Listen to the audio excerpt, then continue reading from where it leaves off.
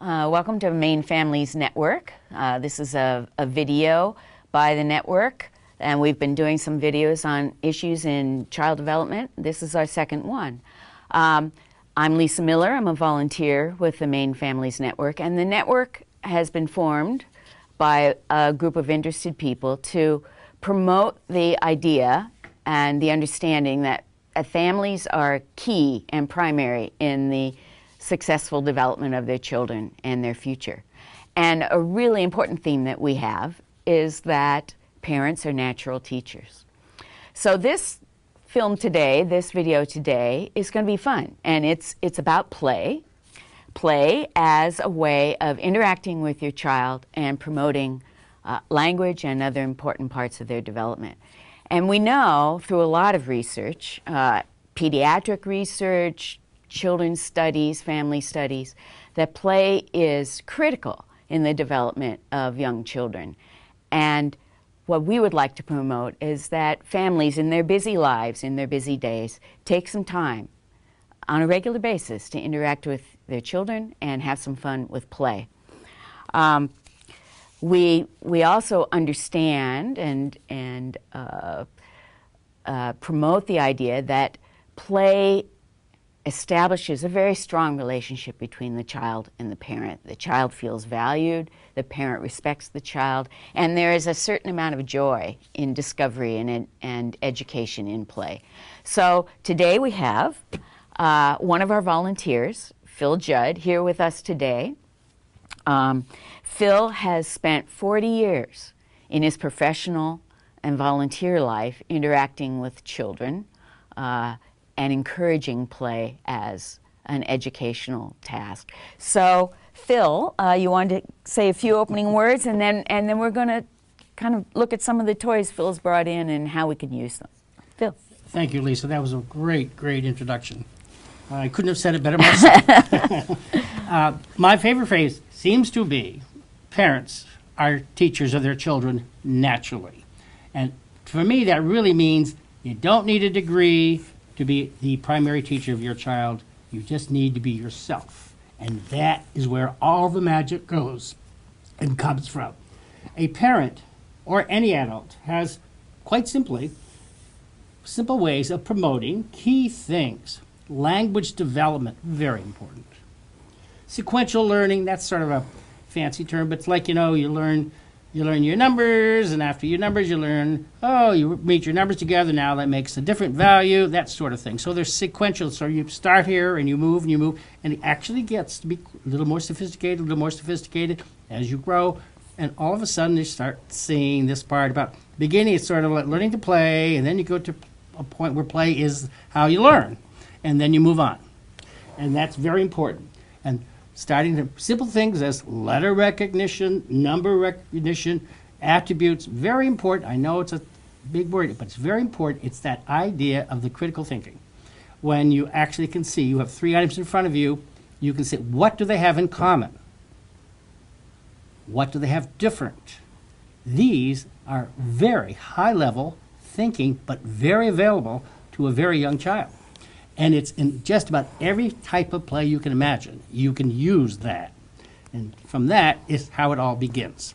And I would like to start with, has always been my favorite. It's the ball. And I can tell you, I used to think balls were easy things to find. I'm shocked. They are not easy to find. But ball is so wonderful because it's just chock full of language. This ball, for example, has color. And you notice it has animals. Now, unfortunately, I can recognize just about every animal, but I do not know what that one is. That would take some kind of research from me. But to think about the language that's available here, the colors, the animal, and the conversation, and perhaps an add-on later on reading a book. That's why ball is fun. Not only that, there's action verbs. You can bounce it. You can roll it. You can toss it. You can bump it. Oh, my goodness, it's so much fun. Thank you, Lisa. Now, the second thing I brought is something I want to emphasize. You don't have to purchase anything, really, to have a wonderful play experience. So, kitchen, right? Pot.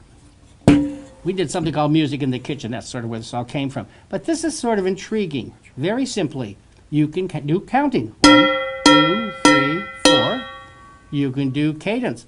1 and 2 and 3 and 4. There's also different possibilities of sounds. And I suspect you could do other things with water, beans. You could do amazing things just on using the pot. You can march around the room and play with music that's on the radio as well. Absolutely, and you can create your own music. Yep. It's rhythmic, and it just brings in the idea that music is available in many different forms, and it has a very strong math center. Something that you hear in higher level conversations, but in reality you can show it. That's the story about the wonderful use of pots and pans. Now, here is one a little higher level. It's the blocks. Everyone knows blocks. But this is perfect for the attribute conversation. Look at the attributes in terms of color. Show me a piece that's blue. Show me a piece that's natural. Show me a piece that's purple. All right, show me a blue square. Show me a purple semicircle. Ooh, okay. And then you can do the same with the pillars. Now you can say, after a while, you have a child say, collecting so many in front of them, because they're listening. That's another good skill, this type of play. They listen to your instructions. And you can have them place things in front of themselves. Say they have 5 items, and now you can say, this is creative play. Build a house. By the way, there's no wrong way or right way. You just build your house, and it comes from you. And if you want to, draw it. Or perhaps you want to take a picture of it. It's that creative play that's possible from something as simple as blocks.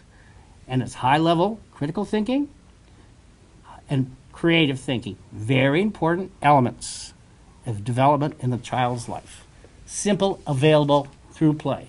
Doesn't take a PhD. And that's what we were thinking about. And if we have the other thing, I assume we have time, we can do, this is something everyone seems to have, deck of cards. Here's the hint, folks. Anytime you have something, you have to put on your thinking cap and say, how can this be used? All right, that's basically how it happened with cards. Well, cards, I don't want to deal with the Joker, and I don't want to deal with the Jack, King, and Queen, but I'll handle the ace. We'll give it the value of 1.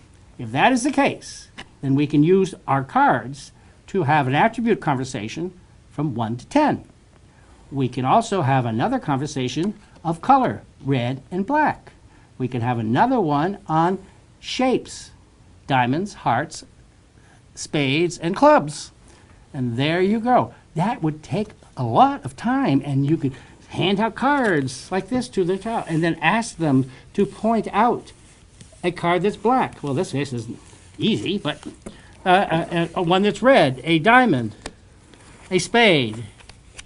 That's all building their ability to have recognition of color, shape, a 5, value, and it's all part of attributes. Comes through play. Do they know they're doing attributes? Of course they don't. Do they know they're learning their shapes? Of course they don't. Are they doing fun with cards? Of course they are. And that's what happens. And they're having fun with mom and dad. And they're having fun, and they are recognizing at that very moment that this is special. This is a moment of memory. And they know that they are loved. They are feeling nurtured. These are all things that money cannot buy. So, Phil, we're not going to go over all the other things you have on display there, but tell us a little bit about some of the other toys that you brought just to show us. Okay, well, there's the toolbox. You can get those at garage sales. You can buy them. You can make one up. But that's sort of fun because that, again, is full of attributes, and you can make how things work. Some things screw in nicely. Some things do not. So you're experiencing discrimination in terms of making something work. And vocabulary. And always language is everywhere. The most important thing to remember is always use your oral language and reinforce it in the play. It builds it. Don't worry about it. You're not building a dictionary, but it's sinking in. It'll show up, and just keep on doing it.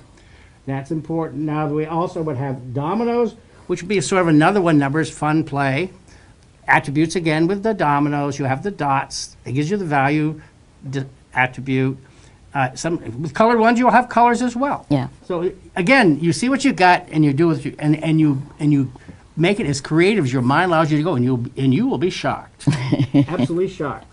And then we have tanagrams. That happens to be magnetic tanagrams. They don't have to be, but think about magnets. Think about a cookie, a bake dish. I believe that would hold the magnet. So you could have fun with magnet letters, magnet numbers, or in this case, this is tanagrams magnets, where you can actually make shapes. And then the last thing I have up there to show is puzzles. And for me, that's really a no-brainer. Puzzles, wooden puzzles, are wonderful ways of introducing concepts. Like this one here is shape in the house. So you have a concept conversation around house, you have a concept conversation around shape, to say nothing about colors. And then you have the one on the farm, same kind of thing. Now, the ABC one is I call that a horse of a different color. That was sort of like the first one I thought about. Those are pegs that come out. Now, each one of those little pegs, now that's a puzzle play for sure, no question, about the language building and the puzzle shapes, but you can turn it into a phenomenal game. The game is you put a piece in the hand. The eyes are closed. Okay, now if you really want to get advanced, I guess you can have them try to guess the shape, but I don't go there. I say, okay, now open up your hand, and now you see you have. Well, you had put in their hand, we'll say, the letter B. Now you say, let's go around the house and look for anything that begins with B. Isn't that fun? You probably will find things. Now, suppose you put the letter Z. Chances are getting a lot slimmer that you're going to find something. That's a tough one. So if you go through and you have this conversation, oh, gee, we didn't find anything began with Z, you say, I know. But you know what? We're going to keep that one out, and we're going to try it again. Ah, that's resilience, right? Keep on going, keep on going. Not today, don't worry about it. And you, parent, natural teacher, remember, Z. So in your journeys, you're looking for some little object that you see out in the world that have a Z. You get it.